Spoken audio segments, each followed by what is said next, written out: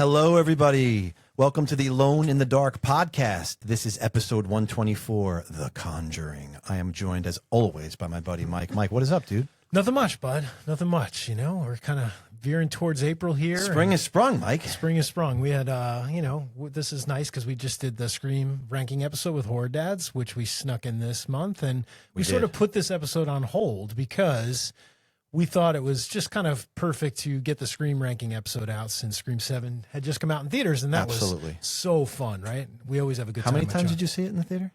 3. You saw it 3 times. I saw it 3 times. I went back with my son, Mikey, who was home from college for spring break. And we went and saw it. I took a day off of work and we went and saw it, and it was cool. It's awesome. Yeah, man. Yeah. You just saw it I saw it the one time, which I'm glad I went. Well, I think it's streaming really soon, so you could probably check it out on TV. I told you I'm waiting for Walmart to put that Blu-ray out. I'm going physical all the way. I'm going to buy my copy off the shelf. I still love it. I ordered the Steelbook from Amazon. It says it's not coming till December. I don't know if that's possible, but anyway, I'm going to wait for that one, which is kind of cool. And I heard there's going to be a lot of cool special features and extra footage and stuff. So I'm excited to deleted scenes and whatnot. Yeah. So I can't wait to see what they kind of put on the cutting room floor that we can check out from that. And you have the poster in your classroom at school. Yeah, I did an event at Smodcastle Cinemas where we used to do Friday Night Frights. And I asked the guy before the event for my school if they had an extra copy. And he's like, yeah, I'll hold it for you. So grabbed it, threw it up on the wall. You know, a lot of the kids in my school are excited about that because obviously they're huge Scream fans. So we recently did a Patreon episode about the Scream posters too, which they can check out, right? Yeah, which we kind of laughed at. Scream 7 poster. I was funny. Yeah. I was just talking to one of my students about that, how that poster was like, we were saying it's like Chicago Fire. Or something. Like it's this very like 911 TV, like Woodsboro. Yeah, definitely.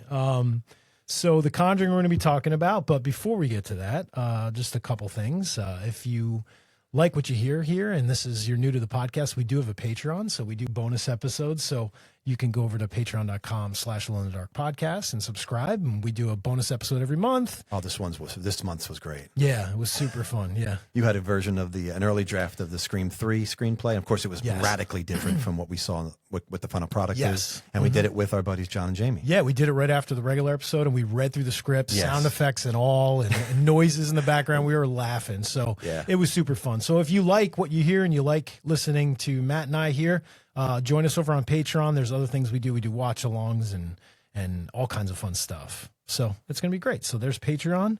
So we usually do like a flashback, right, Matt? Where we talk about a previous episode of ours just to kind of put it out there for people that haven't listened to it in a while or want to check stuff out that, they need some recommendations of, hey, what else do you guys do? Yeah. So, Matt, what do you got? Well, we're going to connect it. I'm connecting my throwback episode is going to be episode 89 that we did, and it was ghosts, spirits, and supernatural horror, obviously, right? That was our theme, and it's from September of 23.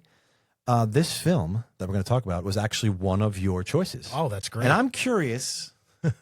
I'm just curious how your comments kind of stand up. I didn't listen to it. I'd go back and listen to it. Yeah, I don't do that often. That one but I'm curious how listen to the two side by side. When we talk tonight, is it going to align or is it going to be the same? Who knows? So people go back and check that one out, and you can hear if I'm full of shit tonight or if I'm telling the truth. So what did you throw back to, Mike? I went back because we just lost one of the great directors, Jamie Blanks. Yeah, and people who know our podcast know that I'm obsessed with Urban Legend, and you love that movie. I love too. it. But I think there was a joke. I put it like in my top 5 of horror of all time or something. Yeah. So there's an ongoing joke with people that know us that they always laugh that Mike put that on his list. But so we did an Urban Legend commentary episode 75, and that was when we used to do those commentary episodes. We got to do another one. We do. We always had such a fun time. We do. Halloween 4. We did a lot of the Halloween ones. But Urban Legend was another fun one because there's a lot of goofy stuff in that movie. Definitely. And it's a lot to make fun of, and we had a really good time with that one. And I remember you were just laughing most of the time, which makes me smile. So Urban Legend, episode 75. So if you like Urban Legend and you want to go back, put on that episode. You can kind of, before you watch it or after you watch it or while you're watching it, check out the commentary. It's super fun. A lot of fun. Mm-hmm. Excellent. This one is a juicy tagline, Mike, The Conjuring, right? Yeah. We're going to start talking about this Conjuring movie. Mm-hmm. And we're going to talk about The Conjuring, right? Mike, we're going to conjure up a great episode right now. Let's do it. What are you guys? We've been called demonologists, paranormal researchers. They've investigated the Amityville horror and the haunting in Connecticut. On July 19th, their most terrifying case. There's a lady in a dirty nightgown that I see in my dreams.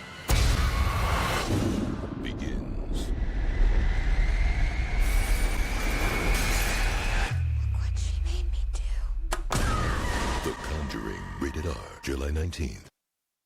Evil loves innocence. Evil loves innocence. You know why I really like this tagline a lot? Why? And I'm going to tell you why. Because we're going to be talking a lot about this movie. And obviously, there's the game, right? Yeah. That they play.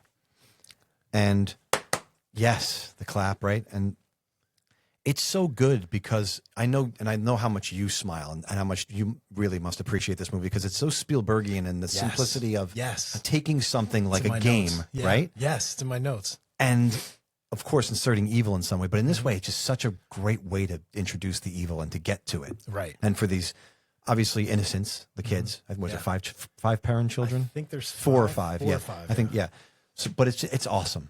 Very cool. And I think the tagline works brilliantly. I think it's good. I know you love it because it's almost poetic, and you're such like a writer. So for you, I think coming up with a tagline. If you ever wrote a movie, Matt, 3 words, man. I know, but if you ever wrote a movie, it would take you forever to come up with that tagline because I know you would like think it, change it, think it, change it. Yeah, it'd be tough. But I appreciate the fact that you love that stuff. Yeah, very cool. So before we get to reviews and stuff, when did you first see this one?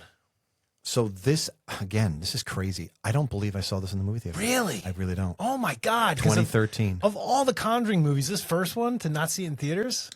Yeah, I don't know what I was doing at the time. I really don't. My children were young.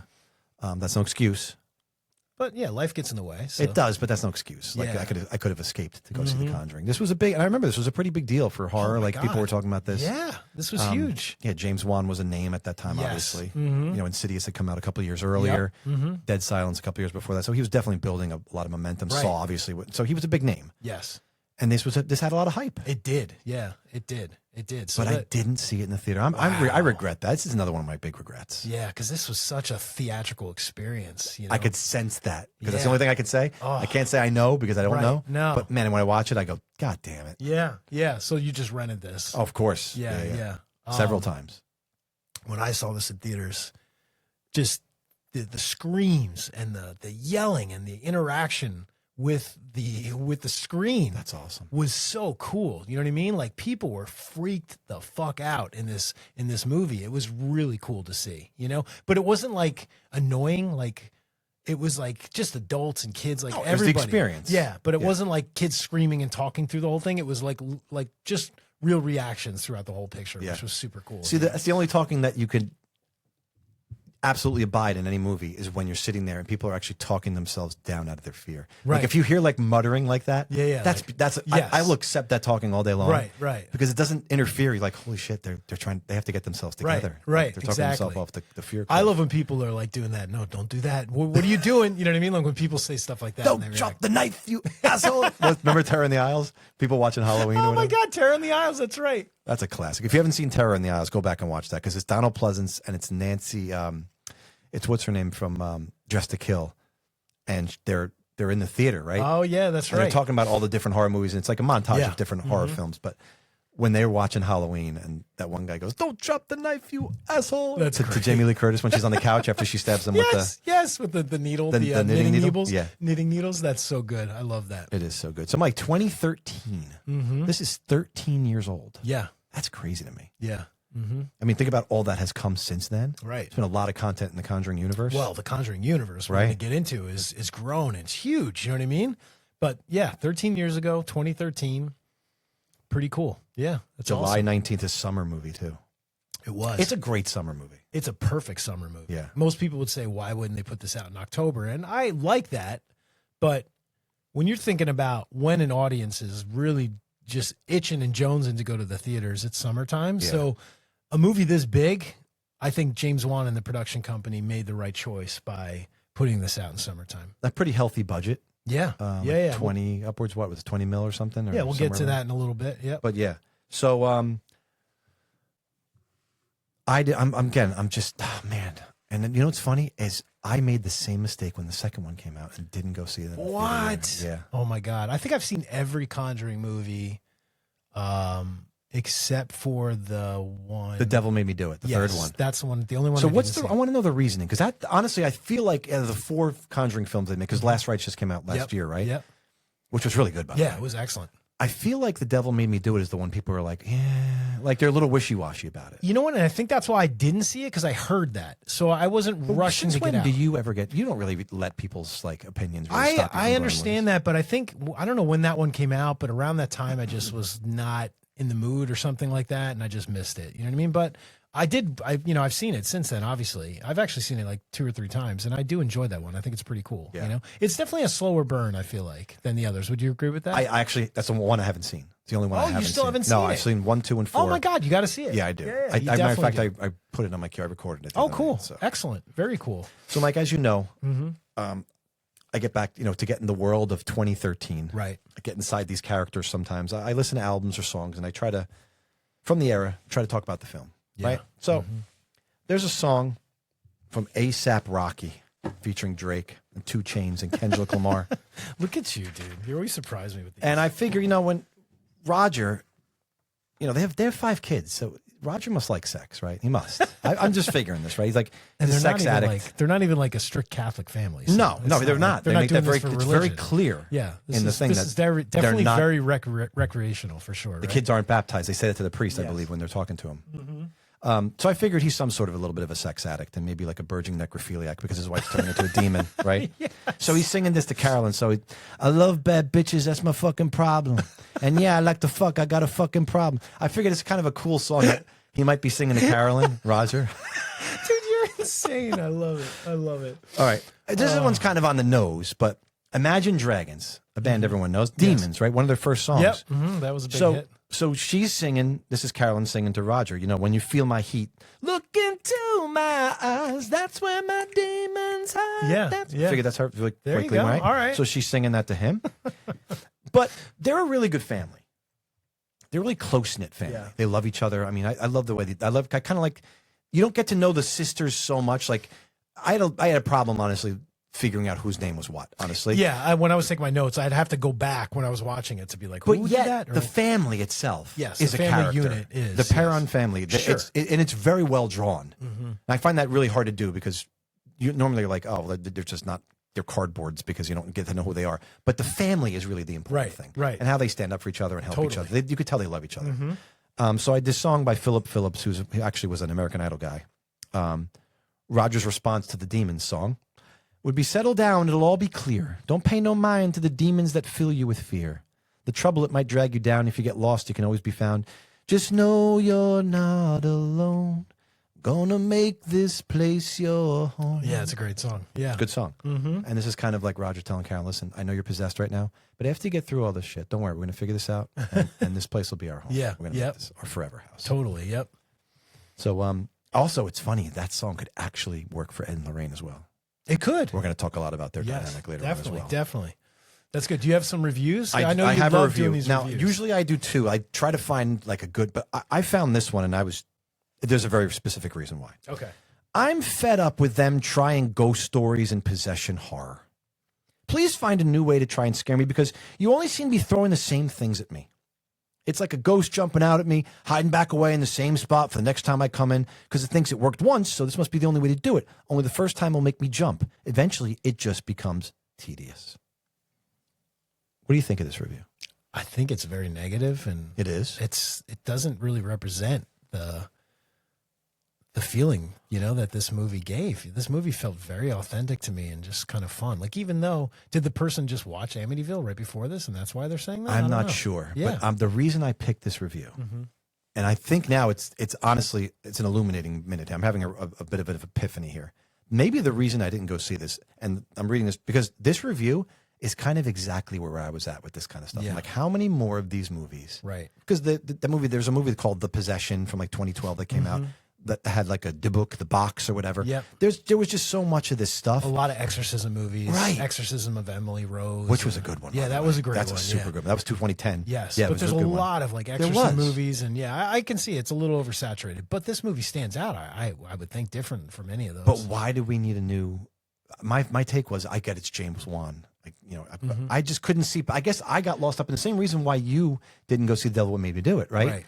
I got caught up in what people were saying, or the fact that I've seen too many of these. I just can't right now. Right. But my God, was I wrong? Oh yeah. Clearly. Seriously. Yep. So I thought I picked that because I'm like, wow, this was my stupidity back in the day. Now, I wouldn't have worded it that way, and I wouldn't have Yes. said that. But I kind of, the crux of what they're saying was exactly how I felt. Sure. Yeah. So anyway, So that was you just at that one review. that's the one review. Oh, cool. I'm sure there are many glowing reviews. Yeah, about this yeah, movie. totally. Yeah.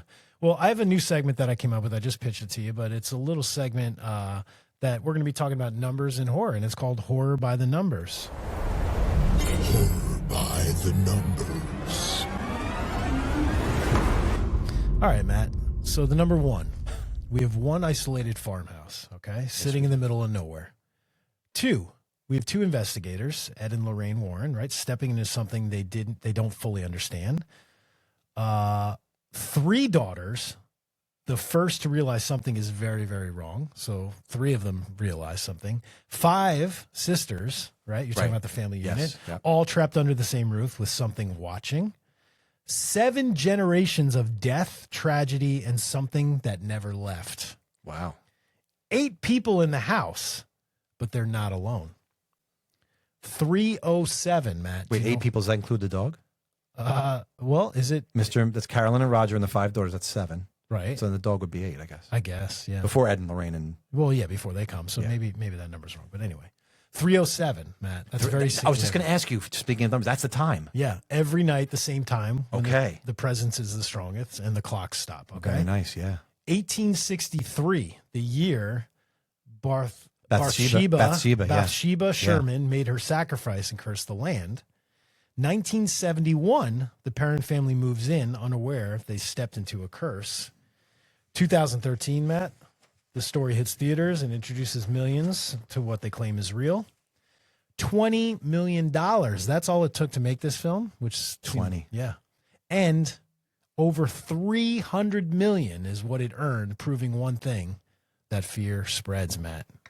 Yes, it does. Yeah. So there you go. Horror by the numbers. Wow, that's awesome. That's a cool segment, man. I like that. Thanks. By the way, I like that three, you know, the art, life imitated art, apparently. Yes. Because the characters themselves were waking up between 3 and 4 a.m., apparently, with like inextricably waking up they didn't realize why. Yes, exactly. They had disturbances, just like the Perrin family. Yes, totally. And there were also skin blemishes and stuff. I don't, how do you explain that kind of stuff? I know.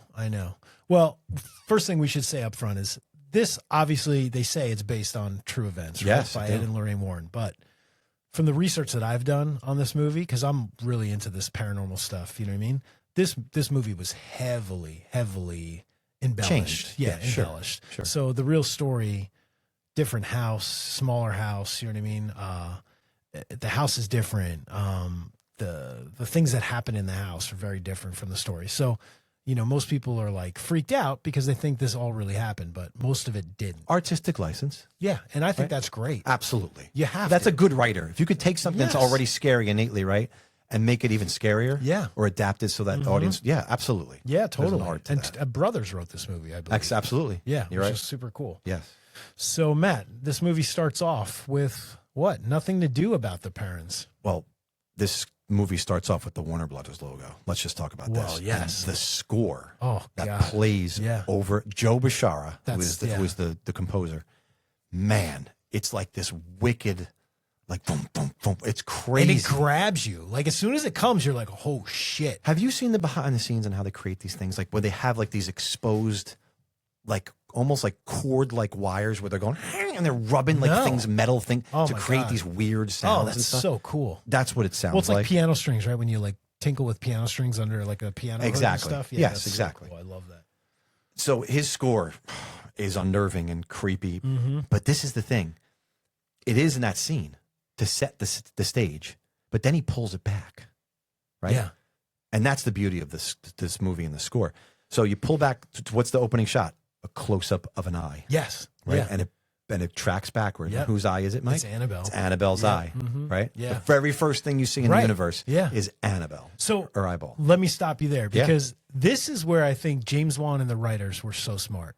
Because to me, is this very George Lucas to you? Did you think they knew, like, hey, we're going to set this up because we're definitely going to make this Annabelle movie? Or I don't know. you don't think, with the amount of money they put into this and the hype, you don't think they had a plan all I mean, along? yes, they could have, but you never know when this stuff hits and doesn't hit. I right? get it. That's the end. Yeah, of it could have bombed. Now, could you have front loaded it with the potential for that, I think how could you not? That doll is gold. Oh, totally. Yeah. And the fact that they start the movie with that, it's not like they showed the parents moving in and like getting into the house and then they like jump back. They start the movie with this. Well, they started with an older case, right? A different, it's Ed and Lorraine, because they are although it's the parent family that's in there. It's Ed and Lorraine's movie. Right. They're the webs that sort of wind us through this whole universe. Yeah. Right. So you're getting a case of them. It's the Annabelle case. Love it. It's so amazing. Cool. Yeah. So you have all this foreshadowing because Lorraine's explaining that the demonic inhuman spirits, they don't possess things.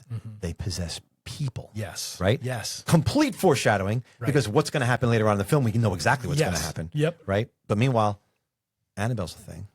So there's a little bit of abstraction there, which I love. In this case, it's a little different, but yeah. And James Wan is so masterful. And I'm going to use the word genius, brilliant, masterful, because what he does with this movie, it is the most crafted, almost perfectly crafted movie, like one of the best crafted movies I think I've ever seen. It really is. It's with put the together. simplest things. A crumpled little note left by Annabelle on the floor. A red crayon innocently rolling. And this is the part which plays into a bigger piece, right? Yes, but the beauty is there's no score. Right. See, Joe Bishara introduces, there's this menace. And then you have these moments, and James Wan he allows the sound of the crayon rolling across. Yes. Because it's way more terrifying. Oh, totally. You don't need to conduct my emotions with score. No. That is terrifying. No, silence and little sounds like that is way scarier than having a creepy score sometimes, for Incredible. sure. Incredible. Yep. But to know that and to trust it and then to execute it takes balls. It really does, yeah. To commit to that and just say, nope, we're going to leave everything out except for just this one sound.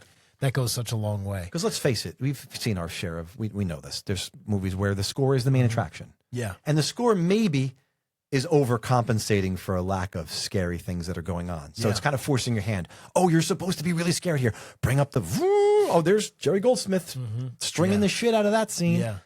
And maybe it's not, but this is just like, no, you are unnerved. Yes. With a crayon, a literal crayon rolling across the floor. Right. Because you've seen Annabelle. Yep. You've seen her face. They've pulled back. They've done their work already. They're working on you. Yes. They're working you over as an audience member. And they set this up for 3 movies, Matt. Yes. There's been 3 Annabelle movies. It's genius. You're right. It's really cool. Almost as many as the Conjuring movies themselves. Yeah. It's unbelievable. This whole opening sequence, honestly, is one of my favorite parts of the movie because it is so scary. And it's like when they show the room with all the red crayon and Annabelle's drawings and words and everything that she's written all over the place, and those poor roommates that are just like on the ceiling too, right? Yeah. It's everywhere. And they're like, "Get me the fuck out of it!" Like, I don't understand. Remember when they throw her in the trash dumpster and they're like, yes, and then she comes back inside. Like, everything is so, like you said, crafted so well. It's just such a beautiful setup for the mood of the whole movie. Talking Tina from Twilight Zone, the little Twilight Zone. Don't they like? Telly Savalas does a bunch of things to try to take her out, right? Puts her in head in a vice. Yes. Very similar. All this different stuff that he's doing. By the way, there's a cut of that's more violent than the Twilight Zone episode. Oh my god, he does some like gnarly crap to her. Oh wow, that's cool. That they kind of toned down. Interesting. But I'd like to see that. That's cool. Nice. So, Mike, you mentioned them moving in, right? So now we've got this beautiful intro, which is one of the greatest intros. Yes. And now we're ready to meet the parent family. Yes. But how do you introduce the parent family? They drive up to the house, right? This awesome house. Yeah. With the swing and the lake over the little thing in the background, little pond, whatever. Are you going to talk about the shot that's coming I'm up? going to talk about first, boom, boom, boom, doom, doom, time of the season. Dude, soundtrack of this movie is fucking awesome. You can't have a better song than this. Like, that's one of my favorite songs, like, of all time. Yeah. Right? Peak, written in 1967, recorded at Abbey Road Studios. The Zombies recorded there after Sgt. Pepper, cool. in the wake of Sgt. Pepper's recordings, in the summer of 67, Summer of Love, Mike. Yeah. In Abbey Road. This beautiful song comes, and you just have that movement in the house. Yeah, but you're missing something. No, go. There's a oneer. Yes, I was getting there.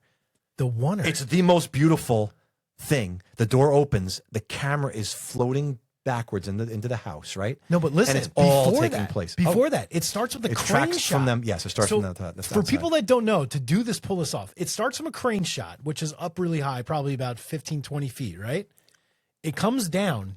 In order to pull this off, Think of the beginning, the end of the beginning of Halloween, where Michael Myers is standing there with a knife in the street after he's killed his sister Judith. No, it's the crane, right? Yeah. If you're imagining what the crane is, it's that high shot. So a crane's hard enough to do by itself. They took this crane shot. The camera operator has to take the camera off the crane smoothly, put it onto his Steadicam rig, and then start moving forward, all very quickly. Seamlessly. If you watch the scene, it's like crane, move, and the fucking camera goes under the couch. It is beautiful. Goes under the moving guys holding the couch inside. It's swirling, it's turning, it's doing all kinds of stuff, and then it ends up. I think it's like probably about 1:30 before it cuts. It follows the one daughter outside. She's hanging wind chimes, and then it cuts to the youngest sitting by the hanging tree. Yes. I mean, so cool. The ambiance that's set in this house. So James Wan, right? You could bring up score. You can do creepy things with darkness and sounds. James Wan, billowing curtains. Just the simplicity of these curtains that blow in and out. And like, is there someone there? Right. What's like simple things, doors opening that just basically open halfway by themselves or part way. Yeah. Mysterious knocking noises. Yes. Right? Just unnerves the crap out of the audience. All that without stuff. Doing much. Yeah, I know. But to know that again and trust it, you're like, no, what are you doing? But he knows exactly what he's doing. Yeah, exactly. Right? Yeah. But so I mean, cool. it's beautiful stuff. James Wan, I'm saying that is the start of, you're like, this is astounding what he's doing. Yeah. And before you talked about the house, Matt, what other movie was this house in? I'm trying to remember. So this is filmed, it's supposed to be Rhode Island, but it's North Carolina filling in for Rhode Island, right? Yeah. So you can guess. It's not in Dawson's Creek, is it? No. Close though. Around that time. It was around that time. Horror movie? Yeah. Horror movie. I imagined it was. One of our favorites. Oh, Jesus. You can't give me a year? The 98? 97? 97. It's not what's her name's house, Anne H's house. It is. No, it's not. It's Missy Egan's house. This is Missy's house? This is Missy's house from I Know What You Did Last Summer. That's insane. Isn't that? Think about it. No, but as soon as you said it, it did click. Yeah. Think about it. It's the same fucking house. It's just got I think Missy's house is even more worn down. This one at least has a fresh coating of paint of white. That's incredible. Same freaking house. And I heard this. I don't know if this is true. Supposedly, I Know What You Did Last Summer, that's the real yard. You know, when Missy's carving up stuff. But I don't know how they did it. But in this movie, that little lake and that little swamp thing is not actually there. Okay. So I don't know how they did it, because there's a lot of shots where you see the house. You see they're on the dock looking up towards the house. Yes. So I'm not sure how they did that. Is it rear projection possibly? Really good rear projection? It could be. I have no clue. It's got to be VFX of some sort. Yeah, maybe. But anyway, that's what I heard. But I don't know. But how cool is that? Missy Egan's house from I Know What You Did Last Summer. Some Amityville vibes without the windows. So Amityville vibes, yeah. But Mike, the most terrifying thing of the parents moving into this house, the most terrifying thing. Talk about simplicity. Sadie the dog will not go inside. I know. Mike. I know. I knew right away I was going to like this movie. I'm like, first of all, time of the season came on. Yeah. This stunning oneer crane into the dolly, into the house. Mm-hmm. But then the dog sits there and refuses to come. And I'm like, I was terrified. What a good actor that dog is, because the dog was literally shaking. And I've done this before, when you try to grab your dog to bring them somewhere and they're doing that hard pull. The dog literally does a hard pull back. Yes. How do you train a dog to do that? Well, I guess you do. I guess. But does this movie get downgraded for a doggy death, Mike? For me, it does. Just because it does. I think I've told this before. Horrible story. I had a dog who accidentally hung himself when I was younger, and to see a dead dog, because I found my dead dog, so it's traumatizing for me. And anytime a dog dies, Halloween 4, this movie, the original Halloween, yeah, it always traumatizes me. But for some people, they can let it go. But a lot of people feel that way about pets. They'd rather see a person die than a pet. You know what I mean? Than an animal. So yeah. So how about for you? Was it? Oh no, it was no. I don't necessarily like when pets die either. Sure. But it didn't downgrade it. No. It didn't downgrade it for me either, to be honest with you. But it just upset me. I'm glad they didn't didn't show it. It wasn't gratuitous. Yes. Which is good. No. I want to know how the dog died. Did the spirit come outside and strangle it or something? I don't know. What? I don't know. That's a great question. Bathsheba manifested. I hate dogs. I don't know. I don't know. They're not cool with dogs in Salem? It's a good question. Who knows? I mean, they could have let the dog alive. Yeah. Still made the movie. Right. But working with the dog's hard, I guess. Yeah.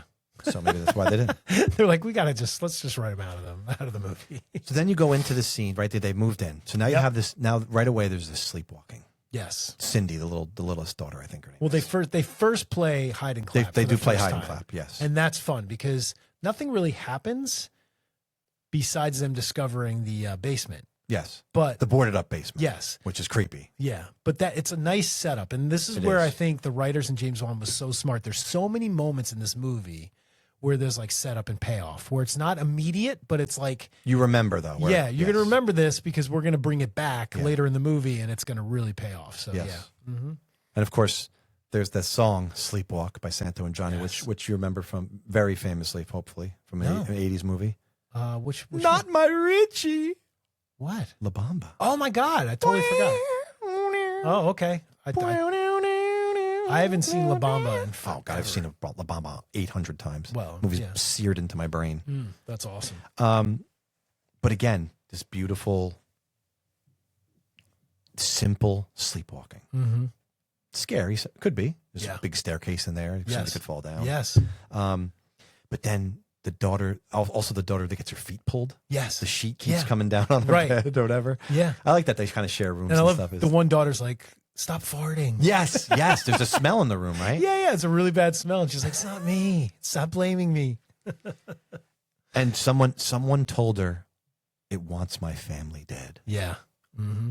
That's coming from the youngest girl. Oof. That's pretty terrifying. Yeah, that's super scary. Yeah, And how Carolyn, the wife, Lily Taylor, keeps getting her bruise. Yeah. Is becoming like a little bit more pronounced. Right. Like and as in the different days go by. spots. Yeah. Yeah. It's growing. And I think she jokes the first time that it's because her and her husband consummated the house. You know what I mean? Like kind of christened the house. Yes. By having sex. And that's right. She made a joke the next day like, yes. oh, look what you did to me or something like that. She does. Yeah. She plays it off like it was just playful, sexual adventure, but it wasn't. And she actually goes to a doctor and gets prescribed like iron medication, like low iron or something like that. I think she does. An iron deficiency she thinks she has. Yeah.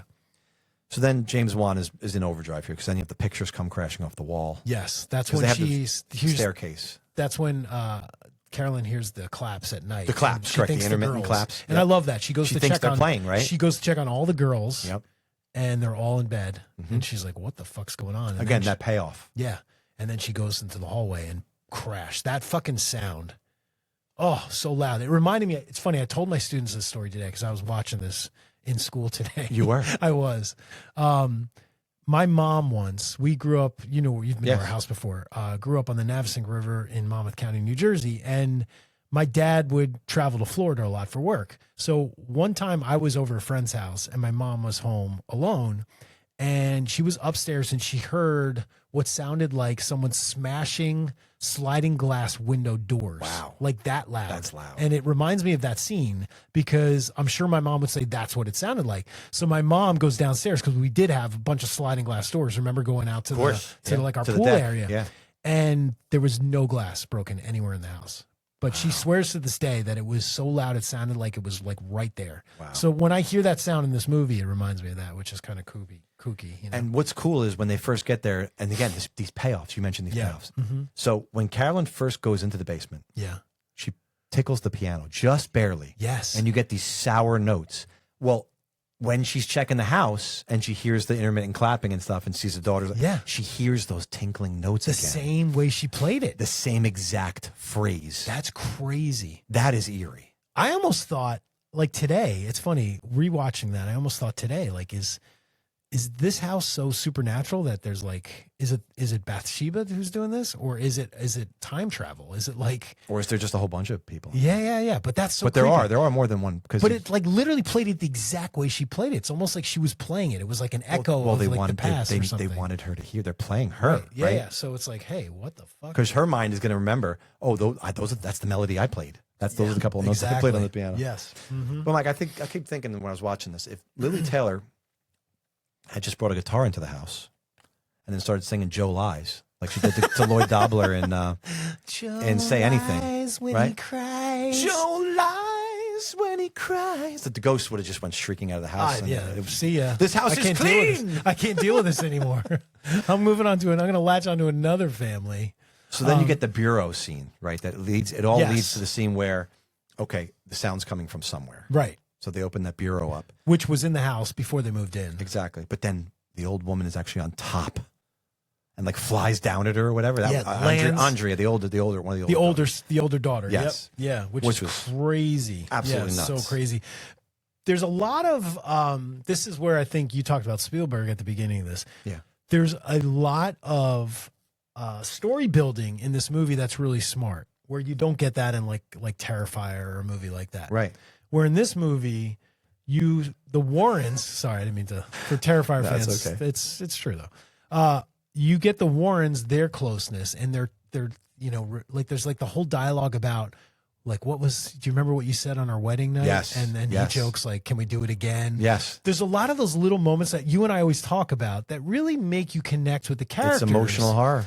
And there's also moments with the parents too, where they're talking about their family trip to the beach or where they were driving. That's Carolyn's big memory, right? That's the one that Vera Farmiga's character, Lorraine, later on will lean on. Yes. In the penultimate moment of the movie. Right.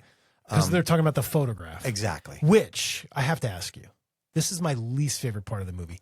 Does that photograph to you look like it's like a green screen? Because it looks so bad to me. It looks, yeah. Do you think that's the weakest part of the movie? That they couldn't get a better picture? No, it just bothers me. Every time they show that picture, I'm like, it looks so fake. It looks like they literally like masked them out and put them on a sky background. Like you couldn't take a real photograph at a beach. Of course they You're can. in North Carolina. There's beaches everywhere. Drive the 30, 40 minutes to the beach. Yes. And just take a picture on the beach. Why not? Yeah, it really bothered me. It does. I don't mean to no, but divert, those little things make a difference. It's right? just because it's such a crucial piece later. It is a crucial piece. It kind of ties to the end. She basically, Vera Farmiga is like, remember that photograph? Remember that photograph? Yeah. You're like, yeah, that terrible fucking photograph. Green screen photograph. It's awful. Yeah. Oh my gosh. That would have made the demon just take me over. At that what do you think about Rory, the little boy Rory, and the music box? That's such a cool device. I think it is a great box. It is a great device. And I love how the youngest, the preschooler, right, is like, oh, that's my friend Rory. And like, she's telling the mom. Is it Carolyn again? It's her, She's telling Carolyn the first time, but then Vera is the one who actually sees Rory, remember? Yes. But that's right, when she's in there. She's very cavalier about it, just like, yeah, it's my friend. And if you spin this and you see him over your shoulder, it's just like, nope, I'm fucking gone. Like, forget it. It's like Danny Torrance. The little boy lives in my mirror. Yeah, exactly. Oh my God, it's awful. So scary. But such a cool device. You know what I mean? There's so many cool devices in this movie. And that's one of them that's huge. Because when you want that, first of all, the anticipation, listening to the broken down of the melody. Yes. When you're waiting for, well, when is it going to wind to the point where you see something? Exactly. And they're always turning the mirror. Yes. Like Vera Farmiga, when Lorraine Warren gets it. She's going left shoulder, right shoulder, left shoulder, right shoulder. Exactly. Oh, so cool. It's very creepy. So the genius of this movie is born when Ed is giving the college class talk. Oh, yes. Yeah. So he's literally telling you the 3 stages of demonic activity: infestation, oppression, and possession. Mm-hmm.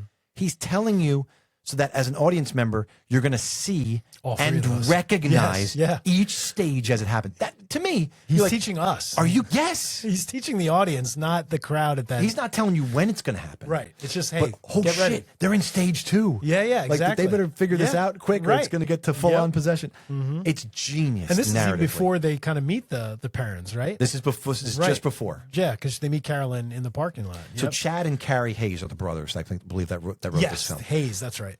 I just can't believe how smart they're to front load and put this. This isn't the beginning, but it's still toward the end of the first act, beginning of the second. So you're literally setting up the rest of the movie, right?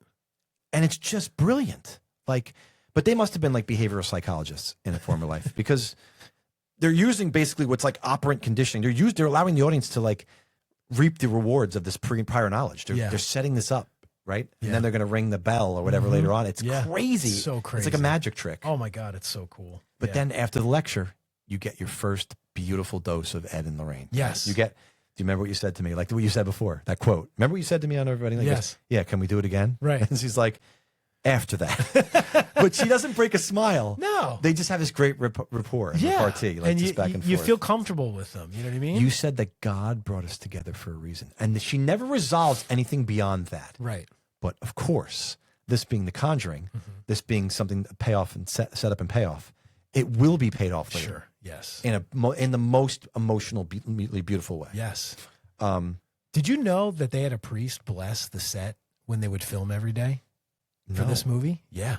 Seriously? Yes. Do you think it was based off of some of that stuff I was talking about, the real life, like they were waking up in the middle? Like, I don't know. I think let's they were not repeat the poltergeist. I think they were just freaked out, and they were like, "Let's get a priest to bless the set, so we don't have good any vibes. issues."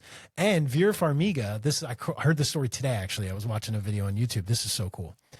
Vera Farmiga, after she did her audition, she auditioned. I think they just told her, like via video chat, that she got the part. Wow. She like closed her computer, went to go do something, opened her computer. There were 3 slash marks across her computer screen. Very particular, Come right? on. Swear to God. Doesn't think anything of it. Falls asleep. She wakes up the next day. She feels something on her arm. She looks, the same 3 slash marks across her arm. Crazy.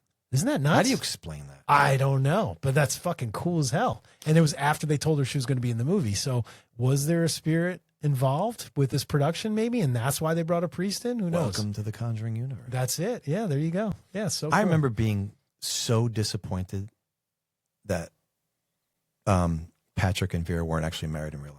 I was so taken by their dynamic. I know, because they're so good together. I mean, I can't. It's inexplicable. They're just like so good. Oh my God. That I'm like, wait, they're not really married? I know. Because they're so good. They're so good. You want them to be. Yes, Yeah. I did. And I was like, my oh, God, come they're on, so sweet man. together. You know what I mean? So the Warrens, they now going to go meet the parents, right? Yeah. So now they're going to go reluctantly, which is, very story-like. The heroes are going to not jump to the goal of helping, No. But they're going to go and they're going to see what's happening, because you know what's really smart too? Right before this, they show them, I don't know if you remember this. It's so The subtle. flashback? No, they show them go to another couple's house. And they basically do the opposite. They're like, yeah, there's creaks in the boards because there's water leaking. Oh, yes, here. yes. And they basically are like, They they're dispel- like, they dispel the- it's yes. not haunted. And they're Correct. like, no, not all houses are haunted. Usually they're not. And that was smart. I don't think the Warrens in reality ever did that, because they were trying to make some money. That's just great storytelling. But that's good storytelling, because it sets up, hey, these guys are skeptics too. Yes. And they've, you know what I mean? And now they're going to go to this house where it's really happening, and they're going to be reluctant to. Would that be Mulder or Scully? That's Scully's Scully, reluctant. right? Yeah, She's Mulder's Mulder. the I still believer. believe, right? I want to believe. I want Yeah. to believe. So, they set up Lorraine's character, and it's brilliant Mm-hmm. because she's the one who feels everything Yes. so deeply, right? She's so connected to the spiritual realm. Well, they walk into the house, Yes. right? And you can see a look on her face like something's off. Every little blink and glance is just so calculated and beautiful. and Everyone natural. else is just casual meeting for the first time, but you could tell that she is seeing something else that we don't know yet. And what's so cool, Matt, is how they do that. They almost flash back to that same moment when they're sitting down with them, right? At the kitchen table, and they're like, you have something really bad here. There's a really bad presence Yes. here. And then she explains what she saw in all those moments, and they flash back and show that she was seeing this like dark entity. That's later, though, right? A little bit. It's a little bit later. But Yeah. when they're there, and I don't know what's the sequentially what it is, but the panel, the part that whacks you across the face with a bat is when Patrick Wilson's character Ed goes out to see her, and she's on the dock, and you hear Oh my God, the the creaking. sound, and then you see the feet right of by that his head. right by his head, Dude, and you're like, so this cool. is what she's been seeing. Yes. And now now I can't unsee this. Oh my God. I don't want to know this. Yes. I don't want to be in Lorraine's I head. know. I don't want to I see what know. she sees. That is terrible. But the cutting back to what Ed sees and what And again, she no sees, score. No score. yeah. Just that sound. Just that rope creaking on the branch. Yes. Oh my God. Just Brilliant. It is. You don't get better than this. So cool. I love it. Mm-hmm. What about, so after they've kind of agreed to help, right? And Yes. they explain that they need to get an exorcism, and they're like, wait, I thought people get exorcisms. And he's like, typically, yes, but it can possess a house and a whole family. So we're going to try to get this exorcism. This dark entity has latched itself to your family, and it's feeding off of you. That's her quote. Right. That's amazing. So they're going to bring in this crew to help, right? To investigate. Yeah. A cop and I guess another paranormal psychologist, or was that not that guy? What is he? It's like their assistant. Drew, is that his name? Drew? Yeah, the younger guy's Drew, I think, and then there's an older guy who's kind of hits on Andrea, the older sister. Yes, but then they don't develop that. But there's an older guy too, which is a cop or something. Cop, yes. Yeah, which is cool. So they all come, right? But Doug, I forget his name. I think it's Doug. Yeah, I think you're right. This montage, it's a quick montage, is so cool because do you know what's playing in the background? I don't know if you know this. This is fucking one of my favorite songs. Oh, no. John and Jamie love this band too. Ryan Gosling has a band called... Ryan Gosling? Yes, called Dead Man's Bones. And this song is called In the Room Where You Sleep. Wow. And it sounds like a 60s garage rock band, but it's Ryan Gosling and this other guy that became friends, and they formed this band. They have a whole album had no idea. of songs that just sound like this. But this song is playing in that scene, and it's so fucking cool. It's like it's got like a I think it's like a Wurlitzer or something. Yeah. It's very creepy, and this song is playing here, and I think it's so cool because if you didn't know that was Ryan Gosling singing, it's crazy. It's unbelievable. And the fact that he's into like spooky music like that that's awesome. Makes him even cooler. When's he going to do a horror movie? Oh, he should. Yeah. I mean, he really should. He really should for sure. So, Mike, you talked about this. Is this when you say the montage? Do you mean like this lull that the movie hits in the middle? Well, it's this little montage I'm talking about is quick. It's probably like a minute or two. No, because they're loading in and stuff like that. Yeah, there's but 11 then or 12. Down. Yeah, there's about an 11 or 12 minutes of this film where I don't want to say nothing monumental happens, right? Right. But they're setting the stage. They are, yes. Like the Warrens they're return. Building up. Yep. With Drew, Brad Hamilton, like you said, is the cop that comes in. Yep. They set up a bunch of equipment, so they're setting up all these cameras. Yeah, the flashes that go off. And exactly. Audio equipment and everything. And they have breakfast. I love, this is the best part to me. They share this community breakfast together at the table. And it's like a little mini act within the movie. Right. It's almost so like impressive. A false ending, even though it's not. And I think the wife is like, Carolyn is like, this is the best time we've had, in a long time, like being in this house and stuff like that. And for a lot of movies, I feel like that's what stops the momentum or kills a movie. Right. But for this movie, it's like it is absolutely perfect. It's like a beat right before because you let your guard down. Yes, totally. You breathe. Yes. You relax. Right. Right? And then it, as you said, it attacks. Yes, big time. Yep. But I this is honestly one of my favorite scenes in the movie, even though obviously we're talking about horror here, but I love emotional horror and I love stuff that's real. And this makes it feel like so lived in. Well, you need it. Like we've talked about writing before. You need these moments to kind of break up. You can't just have a roller coaster through a whole movie and then expect people to not need that sort of like let your guard down kind of moment. You know what I mean? And that's what this is. It's really great. No, you're right. One thing that happens coming up next is one of my favorite visual scenes. That is my favorite thing in the entire universe. Lorraine's outside helping hang sheets, right, in the wind, right? And she's drying it. It's very like Halloween, Halloween, oh my God. Halloween 6, and the wind is blowing, right? And you see storm clouds coming from overhead. The one sheet that she's hanging blows and lands into something. Well, it blows into a figure yes. very, very quickly. But then what happens after it blows, the figure disappears. Right. And what happens to the sheet? It goes up to the window up where on Carolyn's the house. sleeping. Yeah. Yes. And then the sheet drops, and what do we see in the window? We see a figure moving around. I think it's Bathsheba. I think it's Bathsheba, yeah, probably. because that's how she gets in the room, I guess. Because then shortly after that, that's when she possesses Carolyn, which is so fucking But that cool. visual. Oh, my God. Yeah. And that, I remember, Matt, it's incredible. In theaters, that moment, people were screaming. I have goosebumps thinking about it's also freezing down here. But no, it's not. Well, that might mean there's somebody down here with us. Yeah, that's right. It was hot and it got cold all of a sudden. I absolutely have that yeah. because that is we could not go through that, and I figured you would talk about it. I'm so glad you did. No, I love it. Yeah, so cool. Because they intercut that with Ed talking to Roger. Yes, and that's when he says, every time something like this happens, it takes a little piece of Lorraine with them. Yes. It takes a big toll on her. Right. And then he said, he plants a seed about this thing that happened. You don't really know. Yeah.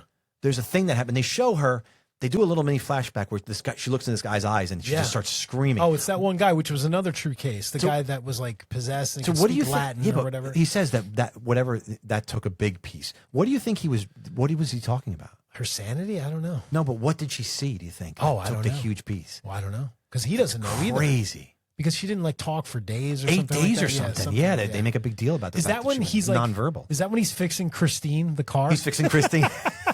Yeah, that's exactly what it is. It looks like Christine. But again, this naturalistic moment. Yes. But you've just seen the sheet do what it's done. So you know something. And then it's like, no, you guys can't relax and fix a fucking car. No, yeah. Like, this is going over. down. Yeah, exactly. But it's brilliant. Yeah, it was very cool. Super cool. Yep. Mm-hmm. So, but then again, when the real shit hits the fan is when Carolyn is napping, right? Yes. And then she looks and the beautiful camera, the way the camera turns in that one scene, it's like it's moving and turning with her. And then you see Bathsheba standing there and then pinning her down, dripping the blood into her mouth. Yes, and that's when that's happens. Possession, right? That's full on. So cool. And then she's knocking like Vera immediately because she saw what she saw outside. She heard. So it's continuation. She from ran that. in, and then everyone's freaking out because she's screaming at. And she comes out. I'm fine. Yeah. Everything's good. Oh, I think I hear them downstairs. I think I hear Roger and the girls. Yeah. And she's gone. Right. I'm like, wait, what? Yeah. How did you just turn that switch off? Vera must sense something. Oh, she does. Yeah, she knows. She totally knows because she can see. You know, there's Sixth Sense vibes a little bit there. There is with some of the spirits that walk by or something like it. There's really cool stuff going on. What do you think about the jump scare? I love this. I call it the mustache man and the maid. The cop and sees the maid. Oh, yeah, when she comes at him. Yeah. Why do you do this to whatever she says? No, she says this is what she did to me, or look what she did to me. Talking about Bathsheba, I'm assuming, right? Yeah, she's got her wrist slit because I think she was a mom too, or something maybe. But I love that other people are seeing it. Yeah, it's not just it's not just Vera Farmiga. It's not just the Warrens that are seeing this. It's other people now that are in this house and that are close by to the. Yeah, let's see who stays to help and let's see who just gets the hell out of there, right? Yeah. I love the use of the UV light in this movie, Matt. It's very clever. It is. It's not overused either. No, it's not. They could have. They could have. But it's like, again, this is what I talk about the setup. They used it earlier when the guy's showing the girl, right? Oh, that's right. That's right. He's like, check this out. You know what I mean? Put your hand down. And he shows it. So set up. And then we get payoff, coming up to one of the later scenes here. But then, they find the hole behind the wall in the armoire. They find, yes. But then before that, remember, Lorraine's out at the dock and she sees her daughter. Yes. Oh, float by in the water. Yeah. She sees the premonition. Then she calls her mother and she goes, "Where's Judy? Where's Judy?" But then that's later. That's actually after the armoire scene. It is. That's after. It's all. It's catapulting all together. It's happening so quick. But yeah, that's right after that scene, I think. You know what I mean?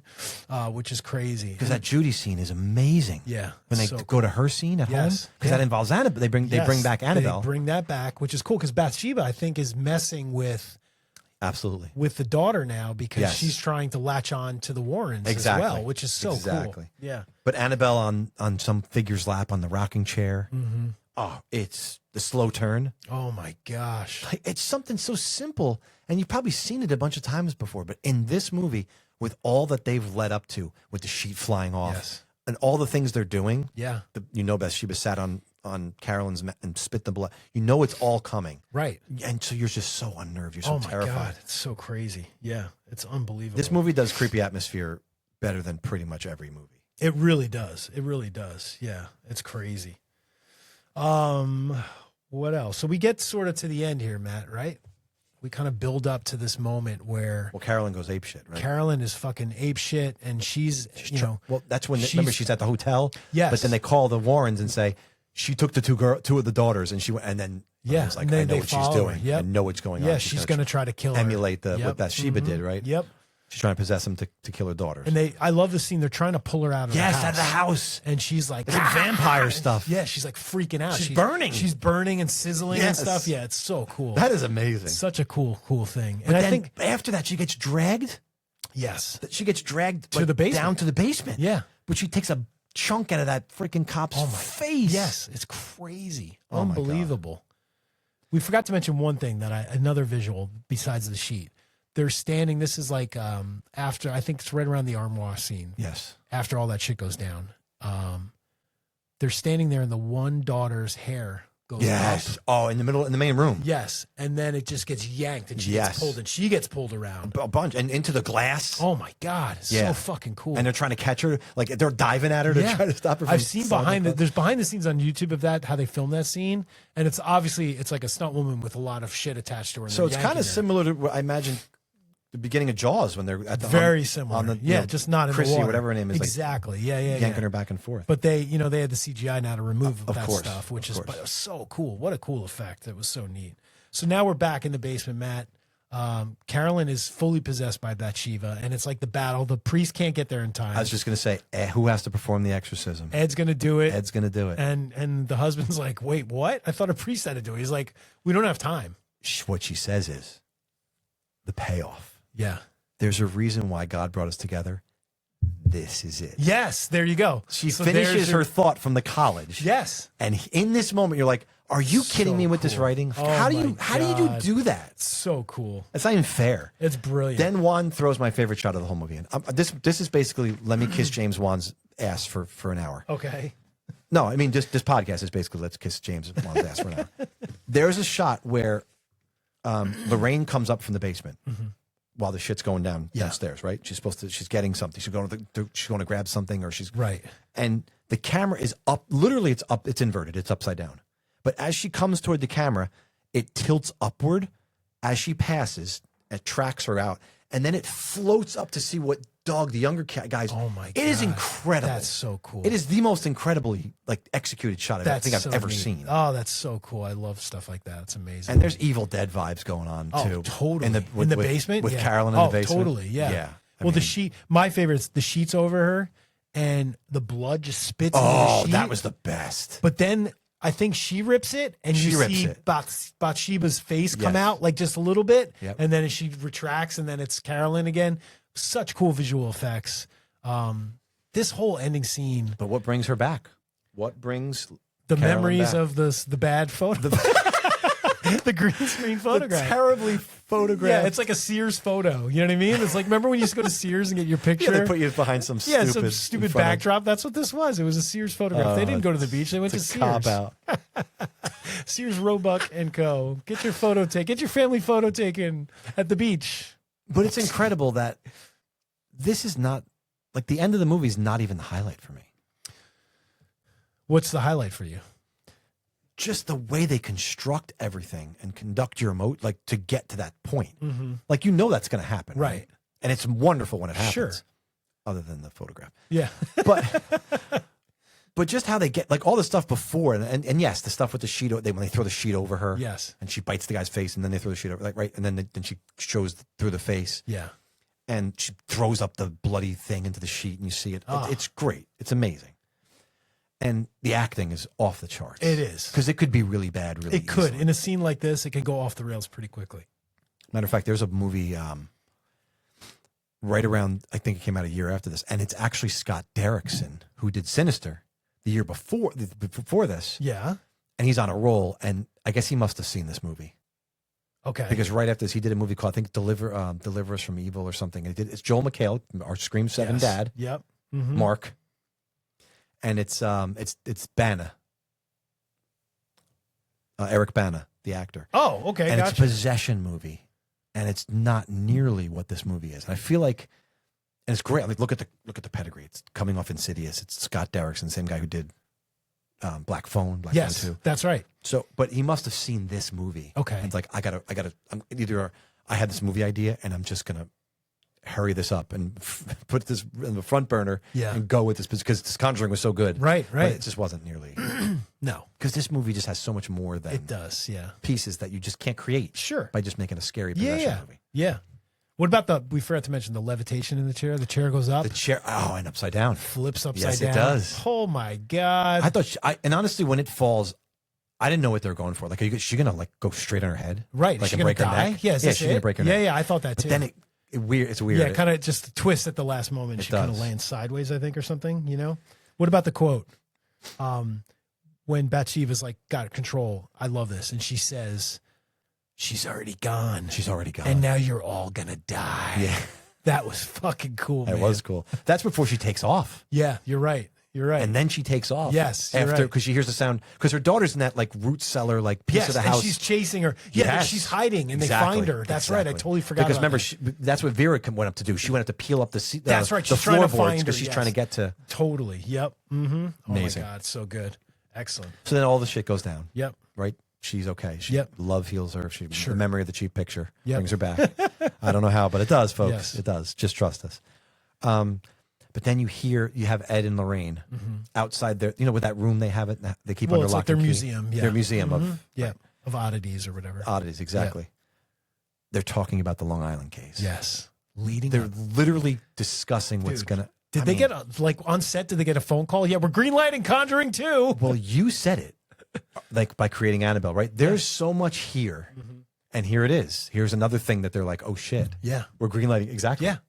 Here it is. Fucking crazy. What a great connection, man. It's unbelievable. And then the final image. I'm so glad that they didn't have somebody appear in the mirror. no, but That but would have the cheapened. anticipation. No, but that would have cheapened it the would. shit out of the But movie. the anticipation Oh, was it's brilliant. fucking It's awesome. brilliant. But then just going because the music. Yeah. The music box and it's Yeah. broken, lilted. Yes.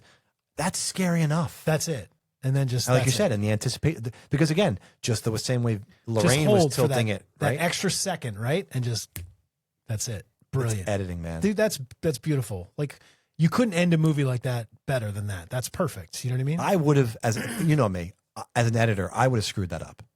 Well, I would have mistimed. I would have gone on too early or let it go on too long. well, that's I would have it. done It's- something. Yeah, but that's the thing in the editing room. That's such an easy thing to like play back and let other people see it. What do you think? You know what I mean?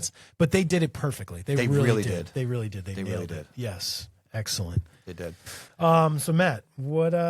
Mike, if you had to get a tattoo of this movie, what would it be? I think I know where I'm going. I would never get this, but I just had to say it. I would get Bathsheba's You would get face Bathsheba's face through the sheet, Oh, just creeping through the sheet. that would be amazing. People Yeah. wouldn't. People would be asking you, "What is that?" Yeah, exactly. What is that? I'd have to explain But it. it would be a great image. It though. would be cool. Yeah. What would you get? I would just get. I would get Annabelle. Oh, okay. I think That's I'd probably cool. get Annabelle's face. Yeah, that's interesting. All right. Not her whole body, just Mhm. like maybe her head. Yeah. What else? What would you pair this with? So, you know me. I never just do one thing. Mike. Well, mine's so on the nose. mine. So the Amityville Horror. It is. Okay, yeah. that's one of mine. I would definitely do because how can you go wrong with that pairing? I just think the houses are very similar, and obviously the story's very similar. You know It what I mean? is. So to me, it's just a great double bill for me. It's fantastic. I do Amityville first, and then The Conjuring. You know what I mean? So the way I always do it is I always try to pull something that, like you said, that's the perfect pairing. Yeah. That is one of the movies I have. Sure. So I think it makes the best Yeah, pairing. that just makes sense. But I always want to try to point people's attention somewhere else, Mm-hmm. and I want to pick The Entity from 1982. Oh, okay. Barbara Hershey gets possessed, but she's kind of not really possessed. She's kind of, it's an early 80s movie, Yeah. and she's a mother of 3 kids, Right. and she gets repeatedly assaulted by this like unseen spirit. Yeah. And there's a lot of triggering things about sexual assault. It's almost like she's getting Yeah, assaulted. that's right. I remember. But it is suspenseful. It's compelling. It's stylish. It's all these things, and it's based on true events. So all those things, plus it's a woman being possessed Sure. or being assaulted. Yes. So I thought it all kind of works in with the No, that sounds like a really good pairing for So sure. Yeah. it's definitely interesting. That's so, excellent. So the Entity from 1982, Yeah. So Amityville's perfect. before we get to our new thing, the hot take, what are you going to rate this, Matt? All right, I'm giving this 4 out of 5. Wow. Yeah. Okay. Why? You thought it was going to be lower? I don't know. I think you'll be surprised by mine then. I think this, if you have a movie that's a possession movie like this, a haunted house type of a movie, you can't really do a lot better than this. Yeah. This is really, even though it's from this century, it's one of the best of this genre, It really is. Yeah. of this subgenre. If you Yeah. want to say that. Some people might argue that Amityville is better, but Amityville is definitely it's a different type of film, I think. in But a this sense. this movie's better made than Amityville. It is, and it's paced better than Amityville. I love Amityville just as much. I mean, I do. I love Sure. Amityville to death. Amityville has a couple sections that drag for me a little bit, where this movie I feel like is just paced, like you said, very well. And to go back to the original review I read, that's how I felt. Right. But then after I watched this movie, I was Yeah. slapping myself in the I know. face. You're like, what was I thinking? Yeah. Because this movie feels classic, but then it injects like these fresh new things into Yeah. it just by doing the simplest sure. things Yeah. and trusting in the power of Right. the imagery and Yeah. direction and Yep. music and lack thereof. Yes. Right. I mean, James Wan has a toolbox full of creative shots, and he doesn't say, "Look at me jerking off with my camera." It's look at me telling this story and like maximizing it to its potential, right? Its greatest potential. I think my shots, the my camera composition. work makes sense because it makes sense. Does that make sense? Yes. It fits perfectly. It's Yes.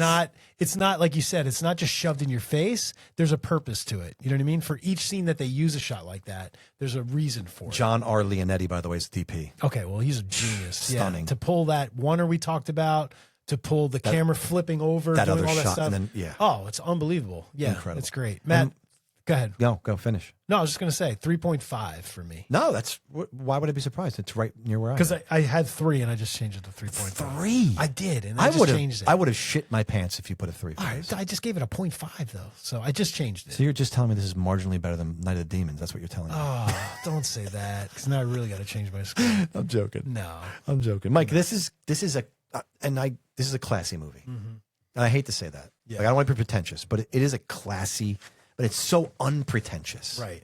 I want to really just get that out there. Yeah, And it's so well crafted. But Vera Farmiga and Patrick Wilson. yeah. Is there a better on-screen couple in No. horror? I don't know that there is. In horror, no, absolutely not. I don't know. I mean, that's kind of a bold No, statement, but they're- it's not mine. But They're amazing. the actors, I mean, man. Everybody did good. The detail in this movie too, being a period piece as well. We forgot to mention that the costumes, the cars, just the vibe, the music. You know, everything about it. Everything. And it's funny, like I said, that one Ryan Gosling song, you would think it's a song from like the late 60s, early 70s, because that's how it sounds. But that song's not that old. It's like came out like 10 years ago. It came out shortly before, I think, the Conjuring movie All came right, so out. 2011, 2012. Something like somewhere in that, there. yeah. But Okay. it's really cool. Yeah, it's awesome. So, Matt, you want to explain this new thing that we got going on? Yeah, so each of us is going to give a bold statement. And we're going to do this every episode. Every episode, we're going to start when we writing talk right about now. a movie. When If we we're talk- doing like a not movie. Yeah, if we're doing a screen ranking, we're not going to do that. or like a commentary or something, we Yeah. probably won't do it. But we're going to give a bold statement. Yep. And then what are people going to do? They're going to vote on which bold statement they most agree with. Right. So we're going to post this on our Patreon. We're going to post this on our Instagram. We'll post it on Facebook, our Discord server. We'll put it out there. We're going to collect all the data. And then on our next episode, we're going to reveal the results and see who wins. So, Matt, what is your bold statement for The Conjuring? You know, I'm not just going to give a bold statement, right? What? You know, I'm not just going to give my bold statement. I am going to give my bold statement. Bold You have statement to. is Vera Farmiga should have won the Best Actress Oscar in 2014. Oscar. Yes. That's pretty bold, Matt. Yes. She should have won. Okay. All right. That's Mike, good. she's the secret sauce of this movie. She's excellent. She is the reason why this movie is elevated to like emotional horror and everything Okay. that goes with it. She's All right. You're going to give it all to her. It's a gross oversight. If you look at I'm looking at the people that were there in the Academy race. Yep. And I don't see anyone in here. Yeah. And yeah, Meryl Streep's in there, but for a lesser movie. And Sandra Bullock for Gravity. Yeah, I was going to say. And who Amy else is Adams there? for American Hustle. Mm-hmm. Kate Blanchett won for Blue Jasmine, which Kate Blanchett's good in everything she does. She's an amazing actor. Sure. But there's no reason why Vera Farmiga's name should not have been in this. Well, ballot, I'm going to put on the this out ballot. there. If The Conjuring came out this year, 2025, do you think she would have been nominated? Because there was a I think lot of she might. horror. I This think was she the may year have. of horror. I really do. I think next year they owe her an apology. There you go. They should do it publicly. All right. So there's your bold statement. My bold statement is that Vera Farmiga should have won the Oscar for Best Okay. Actress. My bold statement is the opening scene with Annabelle is the scariest part of this film Okay. because of the setup, the crayon, them throwing her out, her The showing discovery up of the again, room. the discovery of the room, what the she note. did. What does the note say? It's a crumpled up note on the floor. Yeah, it says like, "Did you miss me?" I Did think. you miss me? Yeah. Dude, freaked me the fuck out. Yeah. So I'm gonna say I love this movie. Trust me, I do. And there's so Sure many you do. scary. 3. 3 out of 5. Stop. So many scary moments. But my bold statement is the Conjuring sequence at the beginning. I mean the Annabelle. sequence with Annabelle is Yep. the scariest part of this movie. Okay, so that's yours. So Annabelle's the scariest part of the movie. Yep, and yours is. And mine is Vera Vera should've- Farmiga should have won the Oscar for Best Actress. So guys, we're gonna post this as soon as we release this episode. We will put it out there. You guys vote. We'll collect the data, and that'll be good. Yeah. All right. So, before we get out of here, don't forget to check us out on Patreon at patreon.com/Alone in the Dark podcast for bonus content and more creepy goodness. And make sure you vote for our hot take of the episode, our bold statement there. We need to know who got it right or who was completely out of their mind. Mike, Also, if you're enjoying the show, please leave us a rating and review on Apple Podcasts. It really helps more people find us lurking out there. And remember, if you find yourself alone in the dark, that's where it ends.